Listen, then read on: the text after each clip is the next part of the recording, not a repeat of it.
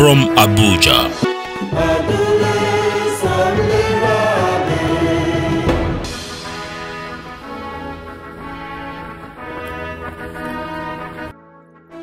Hello, thank you for being a part of our show. I'm Magnus Kpakol, and this is Magnus Kpakol GVA, to help raise the level of living. That's what this is all about. In view today, a renewable energy imperative for Nigeria. Can Nigeria continue to try to overcome the ongoing energy crisis with fossil fuels? Or is it time to tap more into renewable energy sources as an imperative? We continue our discussion from last time with Dr. Ransom Owen, Group Managing Director at ITO. He was the chairman of the Nigerian Electricity Regulatory Commission. But up next in our hidden economics, how electricity can give good fire like love. Now up next in our quick view, we rank countries by renewable energy production. That's coming right up.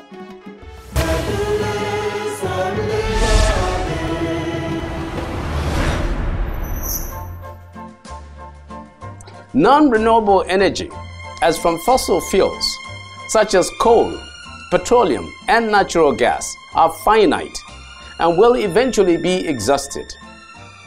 That is, it does not renew itself at a sufficient rate for sustainable economic extraction. However, renewable energy is replenished naturally and includes energy from sunlight, wind, rain, tides, waves, and geothermal heat.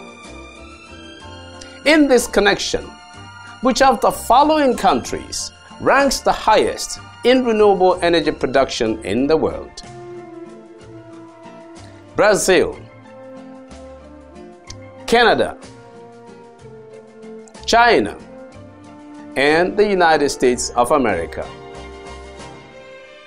In Africa, which of the following countries ranks the highest in the production of renewable energy?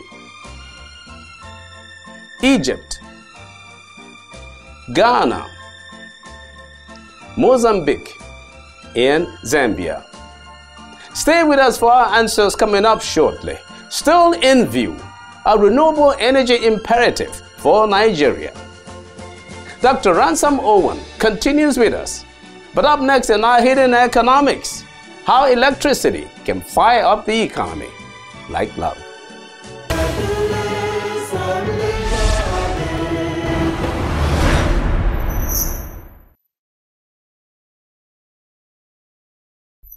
Fire, fire, fire, fire, baby.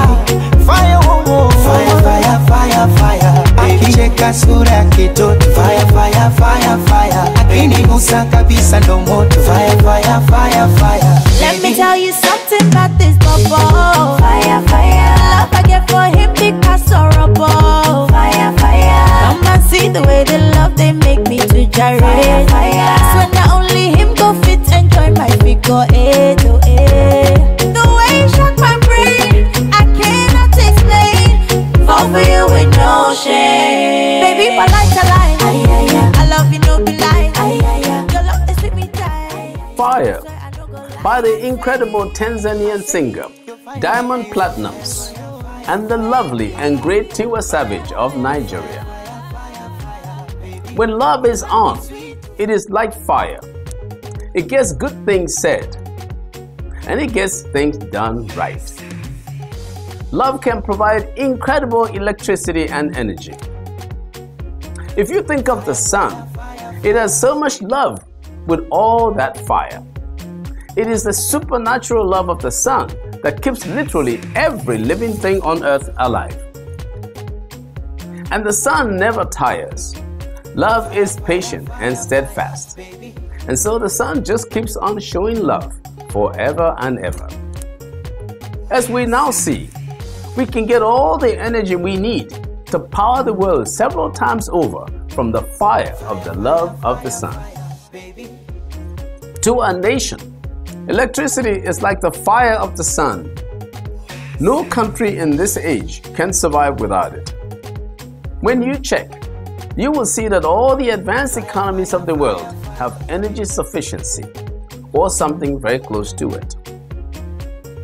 They have all known that that's how you really show love.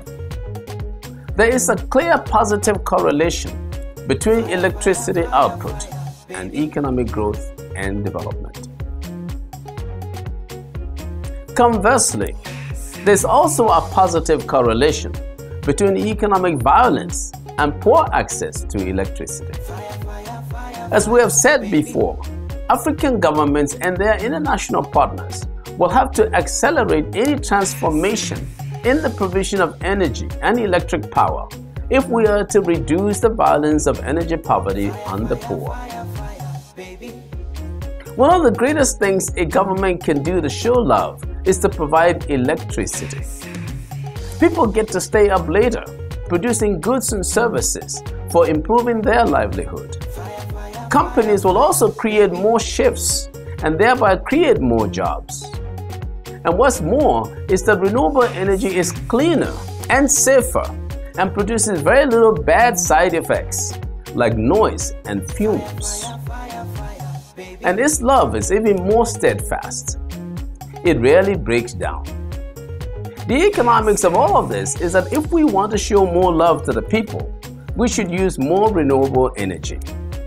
It is straight from nature, with unlimited abundance.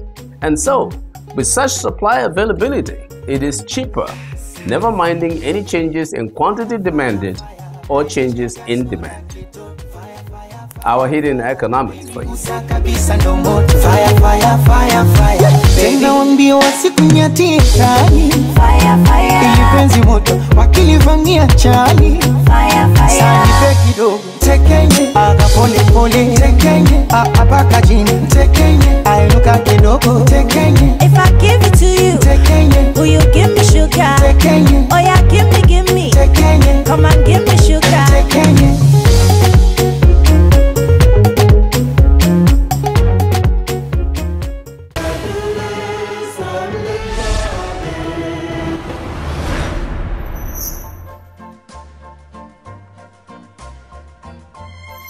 Before we start our discussion, here are our quick view answers. China is the top-rated country in the world in the production of renewable energy.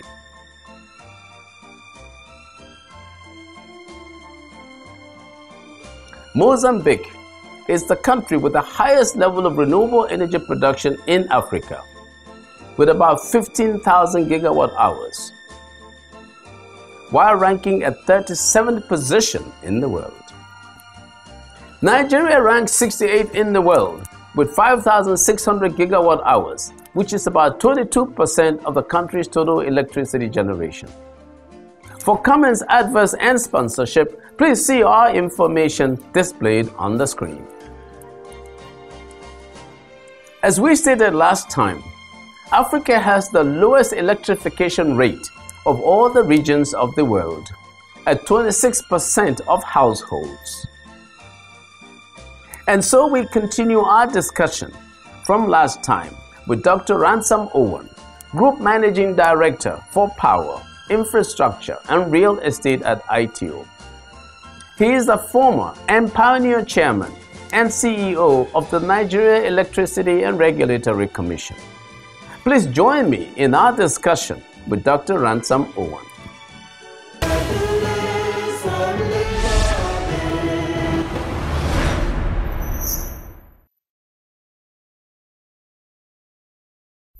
If that's the case, has the time come? Is this happening also because of too much dependence on fossil fuels?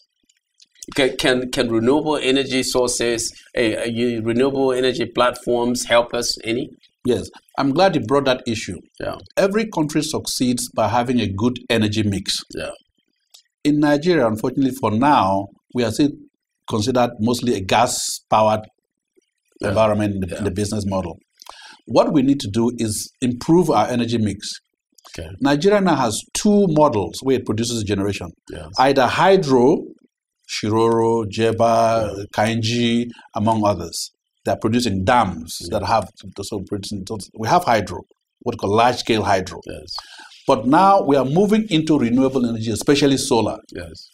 Within the last 18 months, the government has signed up about 14 companies that are producing over 1,000 megawatts within the next 2 years to provide solar, mostly in northern states. To produce, because they are new. They are new contracts. Producing. Yeah, they are new contracts. Okay. We do not have, in terms of our energy mix, solar or wind. Yes. So that's where the country needs to move into the renewables. So that the 1,000 megawatts is coming from solar. From solar. Yes. Is that likely to happen? Yes. Or is government speak? I do not hold a brief for the government. However, the contracts have been executed with 14 different companies with what we call the Central Buyer of Power in Nigeria, the Nigerian Electricity Bulk Trader. Yes. The power purchase agreements have been signed, and certain guarantees have been provided to them. So now people are sorting out their finances, and we believe that soon they should begin to break grounds and actually. As a layperson, doctor, when I talk about renewable energy, I'm talking about where we will use the telecom model. So I have solar panels on top of my house. So I'm not depending on the government on their transmission mechanisms. Sure. I'm not worried about some generator or somebody distributing anything to me. I'm thinking that the same way we have cell phones individually that we use, that we should probably the government should help us to look for markets, to look for technologies that can provide panels and batteries and systems that individuals can buy, probably cheaply. And put on top of their houses, or I don't know where they put it. And they get energy just like they're doing with their cell phones. Yes. And I'm thinking that might be a better solution than waiting for the government, for these people to produce 1,000 megawatts, and then we go and try to purchase it. No, I think your assessment is correct. Yeah. Any energy independence is good for anybody, or country, or nation, or a people. Energy independence is correct. However, the cost functions to have solar panels or what we call photovoltaics on every roof. Yes. There's a cost involved. Yes. And most homeowners are not equipped to do that. However, the price has crashed for photovoltaic cells over the time, for instance, from China and elsewhere. Yes. So you can actually do that. We can go into maybe passive solar water heating of our product. Why should you use electricity to heat, hot water that you're bathing? You can use passive solar water heating where the tank is preheated. That's commonplace. So it's a matter of energy substitution. Yes. So you don't have to depend on the grid power all the time. But you can self-generate. Experts like yourself, are you looking at that in terms of suggesting to the government? I mean, you have tremendous experience, from overseas and serving at a very high level in the government, and now you're in the business yourself. Is this something that people are actually suggesting as a way of going forward in a country like this? People are suggesting that, but it's the issue of incentives. What incentives can you give a homeowner? We don't have mortgage system where you can have credits in your mortgage. So because if you install something, you get a credit. That mechanism doesn't exist. So if there were mechanism, no, but I don't get credit, but I get power. I get electricity. You can get electricity, but then somebody has to subsidize. You are having to put solar panels unless you pay it out of pocket. Because it's very expensive. Expensive, that's correct. So the business model is a bit suspect at the moment in that people are not fully incentivized to go to the generation. However, isn't that where the banks come in? The banks come in, but I think it has to be a replacement. Everybody has a generator in their home that is using diesel or petrol. Yeah. So if you put solar panel, it will replace your diesel and petrol. Yes. So people have to be made to be seen that when they put solar panels, it will reduce their diesel or petrol consumption. Will it not? It will. Therefore, tell them. It has to be public communication and seeing that, maybe the Energy Commission of Nigeria that has the organ to publicize this idea. There could be off-grid solutions. Not everybody has to depend on the national grid. Yes. Villages can come in and be connected through solar and other means. Yes. It could be a mixed grid of solar and micro hydro or biogas. Yes. That can use. Yes. So those mini systems can be done. So these ideas are being propagated, and there are tariffs by the regulator to encourage that as well. When you look down the road in Nigeria, where do you think we might be at this time next year? Will we have energy sufficiency by this time next year? The issue of energy... Is that a funny question? The issue of energy sufficiency, Yeah. it's something I like to say, it's a feel-good index. Yes. People feel good if they have more hours in a day, or they can predict how many hours they can have. Yeah. If I know my electricity will be off a certain period, I know what to do. I don't need to if I need to get up 2 o'clock to iron my clothes, I know. So by next year, there is going to be a marginal increase in the number of megawatts produced in the country. Why? Because a number of power plants have matured that will soon come to the grid. Yeah. Will you double the output to about 10,000 megawatts immediately? I am unsure. Would you get to 6, 7, 8, 9,000 megawatts available and useful? Yes. But is that good? I mean, for a No, country like this, I mean, it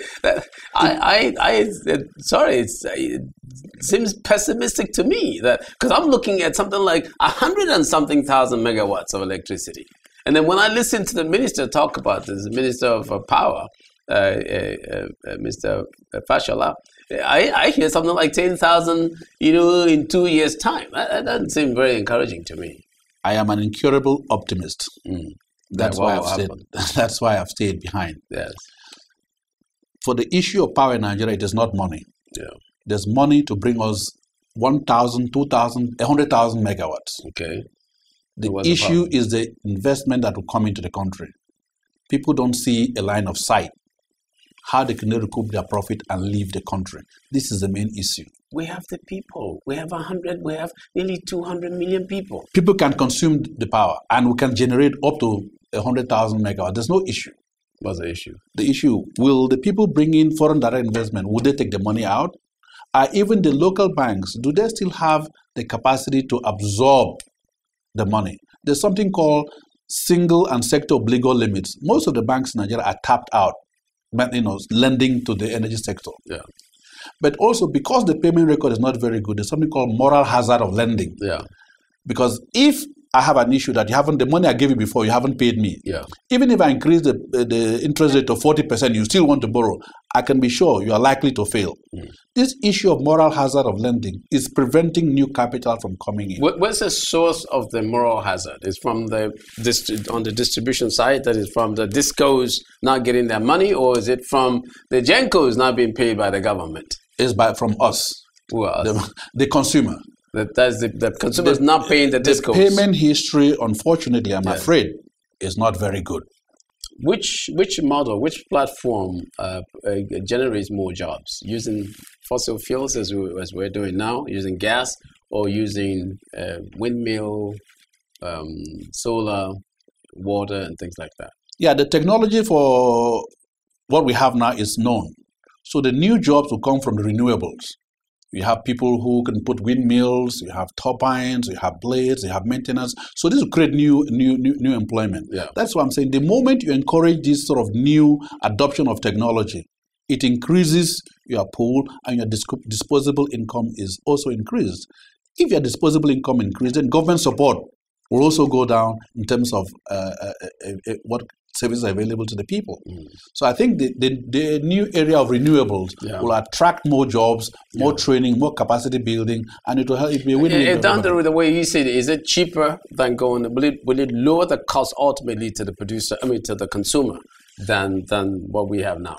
I think it's down the way. Yeah, down the road, it's going to be a mix. Okay. The moment a country improves the energy mix, it's good for the balance. No, but let's say that we find that it's cheaper if I use solar, no matter where it comes from, versus if I use gas.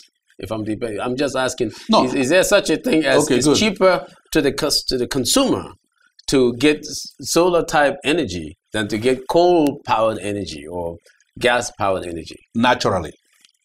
Then why? In that case, then nobody would be doing because if you're everybody's buying from this side. It's true. If you're a consumer, it's easy for you to put up a solar panel and produce from solar. You can easily create a solar farm. Yeah. The same 1 hectare will give you 1 megawatts. Yeah. So it's a matter of using your land. So you don't need to go and buy fuel. The only difference is solar and wind. The fuel is air or the sun. Yeah. It's a matter of, if you have the scale, where the economics of scale always brings down the cost of production. So the whole community is doing it together. Exactly. Now you now have scale as opposed to one person. Yes. Once your scale is up, your prices go down. On that note, I want to thank you so very much. My pleasure. Always wonderful Thank you, talking to you. They're wonderful. Great Thank job. you. Thanks.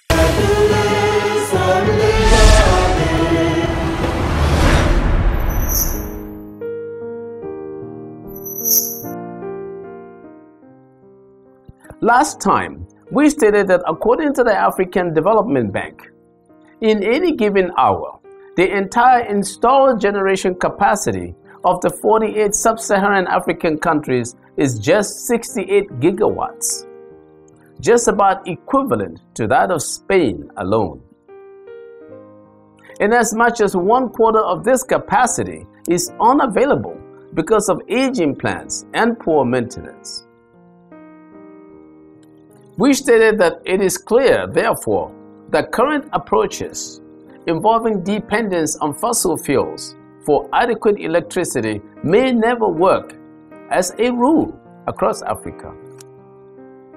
Even so, we argued that nations and communities that are well endowed with fossil fuels may, however, still find it cheaper to continue to lean on it.